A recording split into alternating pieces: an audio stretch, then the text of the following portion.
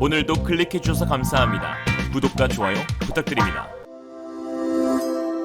Realism. 현존하는 전세계 최고의 공대공 미사일 4종류를 모두 인티할 수 있는 유일한 전투기 KF-21. 그 한국형 차세대 전투기 KF-21이 지난 28일 공군 제3훈련 비행단에서 이륙해 공대공 무장분리 시험, 공중 기총발사 시험을 성공적으로 수행했다고 밝혔습니다. 이날 시제 2호기는 중거리 공대공 미사일 미티어 시험탄에 대한 무장분리 시험을 수행했고, 시제 3호기는 100여 발의 공중 기총 발사 시험을 수행했는데요. 무장분리 시험은 항공기와 무장장착물 상호 간 외장분리에 따른 간섭을 확인하는 시험으로 기체구조, 엔진, 공기역학적 특성 변화 등을 점검해 안전성 여부를 검증하고 무장 운용과 관련된 항공전자 시스템의 정상 작동 확인을 목적으로 진행되었으며, 기총발사 시험은 기총 시스템의 성능과 발사 시 항공기 손상 여부 등을 확인하는 절차를 거쳐 최종 적합 판정을 받았습니다. 방사청은 지난해 7월 최초 비행 이후 약 150여회의 비행시험을 수행하면서 KF-21의 초음속 비행 능력과 A사 레이더를 비롯한 첨단 항공 전자 성능을 성공적으로 검증해왔다며, 이날 무장비행 시험을 성공적으로 착수하게 됨에 따라 미래 대한민국 영공 수호의 주역이 될 KF-21이 완전한 전투기로 한 걸음 더 나아갔다고 강조했습니다. 그러면서 앞으로 국산 무장들도 개발 계획에 따라 체계 통합을 운용할 계획이라고 말했는데요. 이번에 무장 통합 시험을 수행한 미티어 미사일은 전 세계에서 유일한 램제트 추진 시스템입니다. 전투기가 공대공 전투에서 공중 우세를 확보하기 위해서는 원거리 탐지 및 격추가 이루어져야 하는데요. 즉 멀리서 먼저 보고 멀리서 먼저 쏘는 것이 공중전의 핵심인 것입니다. 그러나 현재까지 개발된 공대공 미사일은 중장거리를 비행할 수 있는 엔진을 탑재할 수가 없어 최종 단계에서는 결국 관성운동 에너지로 비행하게 돼 명중률이 현격하게 떨어진다는 단점이 있는데요. 이에 램제트 엔진을 적용해 사거리와 비행 성능을 대폭 향상시킨 덕티드 로켓 미사일이 개발되었고, 이것이 바로 KF-21에 인티된 MBDA사의 미티어 중거리 공대공 미사일입니다. 미티어는 덕티드 램제트 기술을 적용해 현재 최대 사거리가 50km 정도였던 중거리 미사일의 사거리를 200km로 늘린 최초의 미사일이자 유일한 미사일인데요. 특히 발사 직후 순항 단계에서 엔진 추력을 조절하여 연료 소모를 막을 수 있어 이에 아무리 먼 거리에서 발사하더라도 마 4.5에 이르는 최대 에너지 상태에서 최종 공격을 할 수 있습니다. 그 덕분에 현존 모든 공대공 미사일 중 가장 넓은 회피 불능구역 애니짓을 제공함으로써 목표물을 어느 방향에서도 요격할 수 있는 것이죠. 또한 미티어의 진짜 경쟁력은 단지 추진체계에만 국한되어 있지 않은데요. 자체적으로 능동 X밴드 레이더 적외선 시커가 장착되어 있어 비행 최종 단계의 목표물을 더욱 효과적으로 조준할 수 있는 것이 포인트입니다. 물론 타 공대공 미사일 역시 Fire and Forget, 즉 발사 후 망각 모드를 가지고 있긴 하지만 문제는 중거리 구간에서의 현저한 성능 차이가 있다는 것입니다. 기존 미사일은 지정된 좌표에 목표물이 사라질 경우 스스로 타겟을 찾지 못하고 무의미한 비행을 하게 되는데요. 이에 전투기 조종사가 미사일의 유도 방향을 실시간으로 업데이트해주는 방식을 사용하곤 하지만, 이러한 방법은 전투기를 노출시킬 수 있는 위험도 동반합니다. 그러나 미티어는 자체적으로 탐색할 수 있으며, 또는 전투기가 아닌 다양한 소스를 통해 계속해서 업데이트 정보를 받아 최종 공격까지 전개할 수 있어 진정한 발사 후 망각 모드 성능을 구현할 수 있는 것이죠. 이로써 한국 KF-21은 명실상부 세계 최고의 무장 능력을 갖춘 전투기로 불려도 손색이 없는데요. 최대 무장량은 약 17,000파운드, 7.7톤이며 탑재 무장으로는 AIM-9X, AIM-120, SDB, CBU-105 WCMD, JDAM, LJDAM, LZB, AGM-65, AGM-84 등 다양한 무장을 운용할 수 있으며, 또한 해외 수출을 고려하여 미국제 무장 외에도 타우러스, 아이리스-T, 미티어 등 유럽제 무장이나 천용 공대지 미사일, KGGB, 한국형 공대공, 공대지, 공대함 미사일 등 국산 무장도 인티가 확정된 상황입니다. 여기에는 한 가지 숨겨진 비밀이 있는데, 애당초 공대공 미사일은 AIM-120 암람과 AIM-9 사이드와인더 같은 미국제 미사일만 통합하려 했습니다. 그러나 미국 측에서 정책상 이유로 수출 허가를 내주지 않았는데요. 미국 정부는 대한민국이 KF-21 전투기 시제품을 출시하기 전에 미리 무장을 통합시키는 기술을 제공할 수 없다는 입장을 취한 것이죠.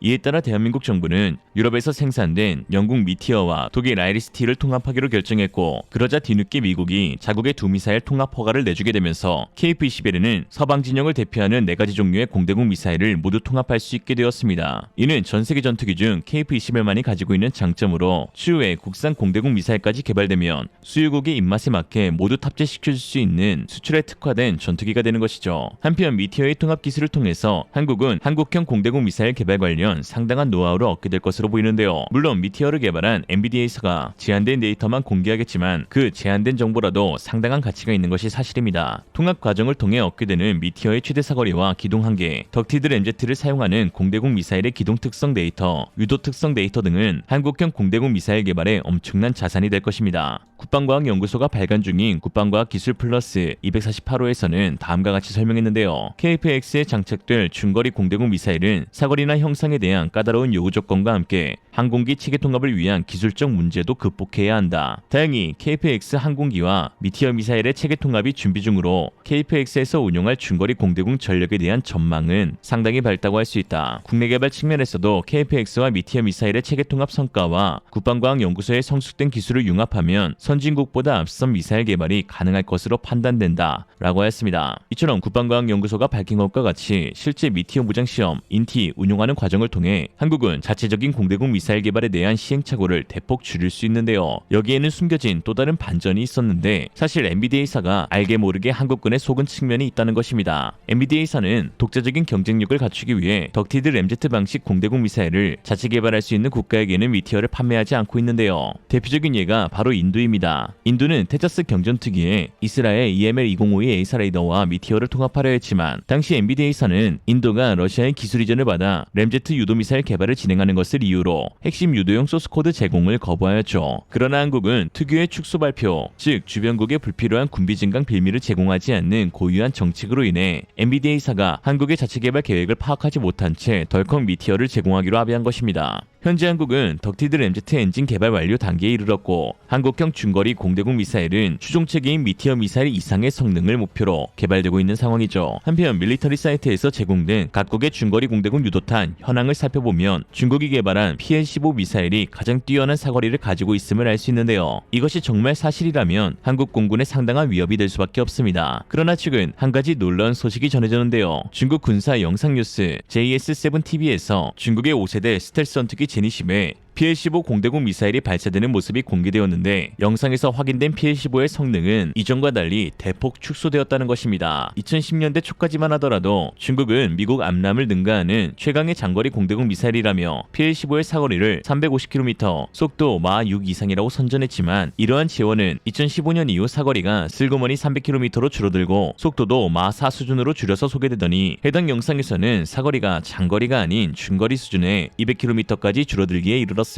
당시 알려진 사거리의 60% 수준에 불과했던 것이죠. 사실 이마저도 진짜의 가능성은 현저히 낮은데요. 특히 100번 양보에 실제 PL-15가 암람이나 미티어급의 사거리를 갖게 되었다 쳐도 사실상 무쓸모 미사일일 수밖에 없는 또 다른 이유가 있는데 바로 제니심에 탑재된 레이더의 저급한 성능 때문입니다. 제니심엔 중국이 자체적으로 개발한 KLJ-5 레이더가 탑재되어 있습니다. 중국이 자랑하는 부분은 바로 1800개의 TR 모듈이 탑재되어 있다는 것인데요. 그러나 문제는 이 모듈의 성능이 좋지 못하다는 데 있습니다. 구형 소재인 갈륨 비소 반도체를 사용하고 있어 적은 RCS 값을 지닌 표적에 대한 탐지 능력이 현저히 낮은데요. 이렇게 말씀드리면 F-12나 F-35 레이더도 갈륨 비소를 쓰고 있다라고 하실 수 있지만 사실 미국은 30년이 넘는 긴 세월 동안 지속적인 소프트웨어 최적화를 통해 부족한 하드웨어 성능을 메꾸고도 남은 지경입니다. 이에 유로파이터 타이푼이나 라팔과 같은 레이더 반사 면적 감소 설계가 적용된 4.5세대 전투기, 즉 1제곱미터급 RCS를 가진 표적을 대상으로 200km 이상 거리에서 탐지할 수 있어 신형 AIM-120D 미사일을 이용해 200km 밖 표적을 공격하는데 아무런 제약이 없는데요. 그러나 중국의 KLJ-5 레이더는 구형 소재인 갈륨 비소를 사용하여 하드웨어 측면에서도 뒤떨어지면서 이를 보완할 소프트웨어 기술도 형편없는 수준을 가진 것으로 파악됩니다. 하나라도 좋아야 하는데 둘 다 그렇지 못하다는 것이죠. 세계 최고의 레이더 기술을 가진 미국조차도 F-35용 레이더 소프트웨어를 현재 수준까지 만드는데 30년이 넘는 시간이 걸렸다는 것을 감안하면 후발주자이자 100기기만 급급했던 중국이 F-35와 동일한 갈륨 비소 소재를 쓰면서 소프트웨어만으로 동일한 수준의 레이더 성능을 구현한다고 말하는 것은 그냥 주장일 뿐 가짜일 가능성이 농후합니다. 한국 A사 레이더는 갈륨 비소보다 진보된 소재인 지라갈륨을 사용하여 보다 빠른 처리 속도와 더욱 고출력의 전자주파가 가능하기 때문에 부족한 소프트웨어일지라도 장거리에서 스텔스기를 감지할 수 있는 능력을 갖췄습니다. 즉 중국의 PL-15 공대공 미사일이 아무리 사거리가 길다 한들 그 미사일을 쏘는 전투기의 레이더가 적기를 발견하지 못한다면 미사일은 그저 보관용으로밖에 사용하지 못할 것인데요. 중국 측이 주장하고 있는 KLJ-5 레이더의 최대 탐지 거리는 280km이지만 이는 10제곱미터 크기의 표적을 대상으로 이상으로 했을 경우이고 일반적인 현대전투기의 RCS인 1에서 3제곱미터 경우에는 제네시스의 실제 탐지 가능 범위가 80% 미만으로 크게 줄어들게 됩니다. 이는 현재 4세대급 기체에 달린 레이더 수준보다도 못한 것이죠. 실제로 지난 2018년 인도 공군의 4세대 전투기 수호이 30이 중국의 5세대인 제네시스를 추적 탐지하는 데 성공한 반면 제네시스는 수호이 30을 추적하는 데 실패하여 화제가 되기도 하였습니다. 세계적인 항공 전문지 에이비에이션 위크의 편집장 빌 스위트먼은 제네시스의 레이더가 미국의 F-35를 탐지할 수 있는 거리가 기껏해야 27km라고 답하여 충격을 주었는데요. F-35는 제네시스보다 2배 이상 먼 거리에서 제네시스를 탐지하여 공격할 수 있다고 했는데 빌 스위트먼이 늘상 F-35에 대한 비판적 평가를 해왔기에 제네시스의 레이더 성능이 얼마나 형편없는지 대략적으로 유추해볼 수 있는 부분이었습니다. 중국말로 거짓을 찌아라고 말하는데 제네시스는 최소 20개의 구라를 친 찌아20으로 불리는 게 맞는 것 같습니다. 뭐 이런 말이 있죠. 중국산 무기의 실제 성능은 카탈로그의 30%이고 한국산 무기의 실제 성능은 카탈로그의 130%이다. 오늘의 한 줄평, 중국의 모든 것은 가짜다. 그리고 이 말은 진짜다. 이상으로 리얼리즘이었습니다. 여러분의 생각은 어떠신가요? 현명하고 지혜로운 여러분의 의견을 지금 댓글에 남겨주세요.